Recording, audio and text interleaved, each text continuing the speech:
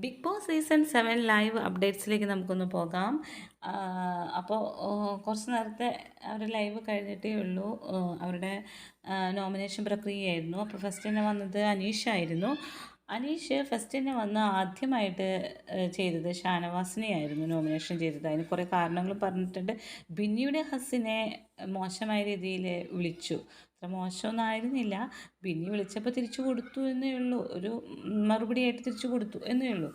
അപ്പോൾ എന്നാലും അതൊരു കുറ്റം തന്നെയാണ്. പിന്നെ പെണ്ണുങ്ങളോടുള്ള മോശം പെരുമാറ്റത്തെക്കുറിച്ച് അല്ലെങ്കിൽ മോശം ലാംഗ്വേജിനെ കുറിച്ചിട്ട് ഷാനവാസിനെ കുറിച്ചിട്ട് പറയുന്നുണ്ട്.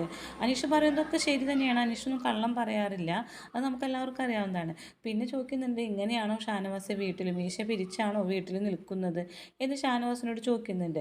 അപ്പോൾ അതൊക്കെ കാരണം കൊണ്ടാണ് ഷാനവാസിനെ നോമിനേറ്റ് ചെയ്യുന്നതെന്ന് പറഞ്ഞു. അടുത്തതായി രണ്ടാമത് ബിന്നിയെയാണ് നോമിനേറ്റ് ചെയ്തത്. അപ്പോൾ ഷാനവാസിൻ്റെ കാരണങ്ങളൊക്കെ കേട്ടപ്പോൾ ബിന്നി ഇങ്ങനെ ചിരിച്ചിരിക്കുക. ആ മുഖത്തെ എക്സ്പ്രഷൻ കണ്ടാലറിയാം ഭയങ്കര സന്തോഷത്തിലാണ്.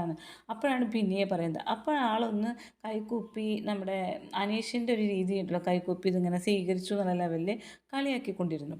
അപ്പോൾ ബിന്നിയെക്കുറിച്ച് പറഞ്ഞത് എന്താണ്, അനീഷ് ചെറിയ കാര്യങ്ങളിൽ പോലും പിടിച്ചു കയറുന്നവളാണ്.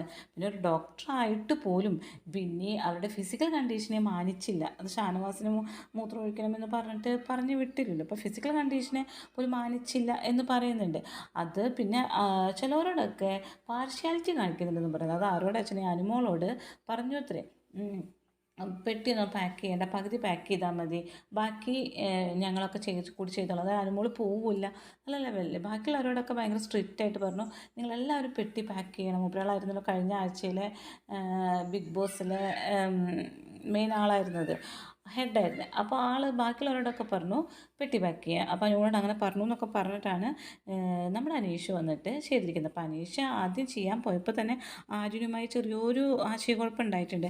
ആര്യ ഫസ്റ്റ് ചെയ്യാമെന്ന് പറഞ്ഞു, നോമിനേറ്റ് ചെയ്യാമെന്ന് പറഞ്ഞു. അപ്പോൾ അനീഷ് പറഞ്ഞു, ബിഗ് ബോസ് പറഞ്ഞിട്ട് ഫസ്റ്റ് പൊസിഷൻ തൊട്ടിട്ട് മാത്രമേ, അത് ശരി തന്നെയാണ്, നമ്മൾ ലൈവിൽ കേട്ടതിന് ഫസ്റ്റ് പൊസിഷൻ തൊട്ടിട്ട് മാത്രം ചെയ്യൂ എന്ന് ബിഗ് ബോസ് അനൗൺസ് ചെയ്തിട്ടുണ്ടായിരുന്നു. പക്ഷെ ആര്യ അതിൻ്റെ ഇടയിൽ കയറി ഓടിപ്പോയി ചെയ്തതാണ്.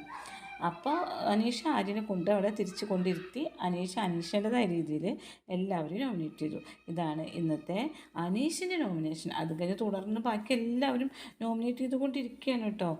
അപ്പോൾ നമ്മുടെ അനുമോളുടെയൊക്കെ നോമിനേഷൻ, അനുമോളും നൂറും കൂടി ഒത്തു കളിച്ചുള്ള നോമിനേഷൻ, അത് നമുക്ക് നെക്സ്റ്റ് വീഡിയോ ചെയ്യാം. Okay, by.